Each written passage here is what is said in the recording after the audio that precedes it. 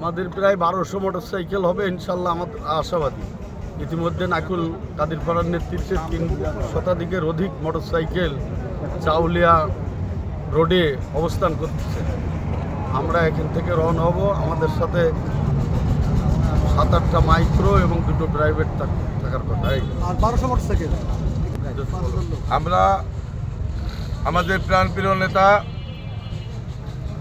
খালেদা জিয়ার case partner, Magura জেলার মাগুরা 2 থেকে নির্বাচিত বারবার জাতীয় সংসদ সদস্য, সফল রাজনীতিবিদ, মাগুরা জেলা মানুষের প্রাণপ্রিয় নেতা, সাবেক সভাপতি জনাব কাজী সালিমুল হক কামাল দীর্ঘ 7 বছর উনি কারা অন্তরীণ ছিলেন।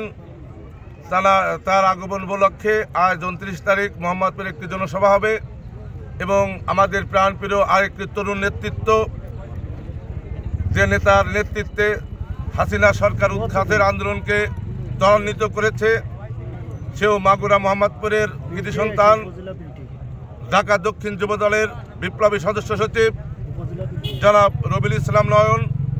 এই 2 নেতার আগমন উপলক্ষে মাগুরা জেলায় বাংলাদেশ জাতীয়তাবাদী দল সহ অঙ্গ সংগঠনের নেতৃবৃন্দের মাঝে একটি আনন্দের জোয়ার বয়ে যাচ্ছে।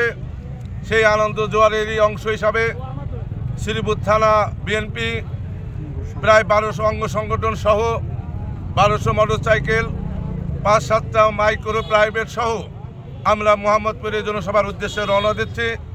আমরা মহান রব্বুল আলামিনের কাছে আহ্বান করব আমাদের এই সমাবেশ সফল হয়, আমরা সবাই যাতে সেই সমাবেশে অংশগ্রহণ করে আবার সুন্দরভাবে শ্রীপুর ফিরে আসতে পারে এই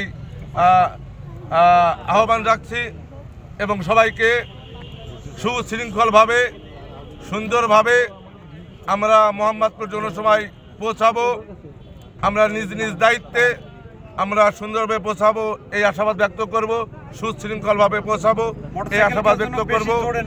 মোটরসাইকেলগুলো আপনারা সুন্দরভাবে যাতে ড্রাইভ করতে পারেন করবেন, আপনারা অত্যন্ত সতর্কতার সাথে যাবেন, আপনাদের তো কোনো দুর্ঘটনা আমাদের না হয়, কারণ অনেক মোটরসাইকেল, যে কারণে আপনারা সুন্দরভাবে যাওয়ার জন্য চেষ্টা করবেন।